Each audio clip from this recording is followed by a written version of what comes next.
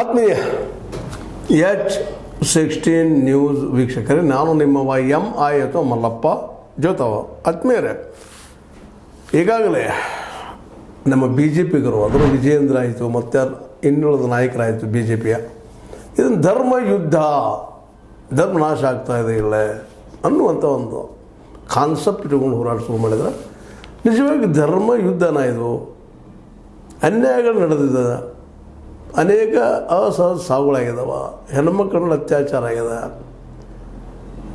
ಮುಂದೆ ಅದೇ ಕಾಲಕ್ಕೆ ಅವುಗಳನ್ನ ಹುಗಿಯುವಂಥದ್ದು ಮತ್ತು ಜೊತೆ ಭೂಮಿಗಳ ಪಡವಲ ಭೂಮಿ ಕಬಳಿಕೆ ಆದಂಥ ಘಟನೆಗಳಾಗಿದ್ದಾವೆ.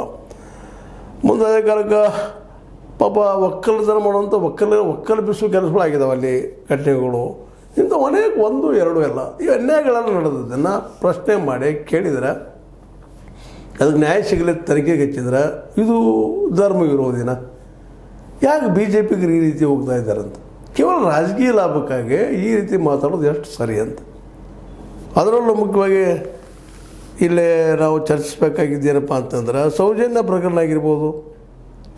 ಅದೇ ಕಾಲಕ್ಕೆ ಇನ್ನುಳಿದವರು ಕೇವಲ ಸೌಜನ್ಯ ಒಂದೇ ಅಲ್ಲ, ನಮ್ಮ ಹೆಣ್ಣು ಮಕ್ಕಳು ಇನ್ನೂ ಅನೇಕರು, ವೇದವಲ್ಲಿ, ಪದ್ಮಲತಾ, ನಾರಾಯಣ, ಯಮುನ, ಇವರು ಅನೇಕರು ಹಂಗೆ ಪಟ್ಟಿ ಉದ್ದ ಆಗ್ತಾ ಹೋಗ್ತದೆ. ಇದೆಲ್ಲ ಆಗಿದ್ದಲ್ಲಿ ಸುಳ್ಳೇನು,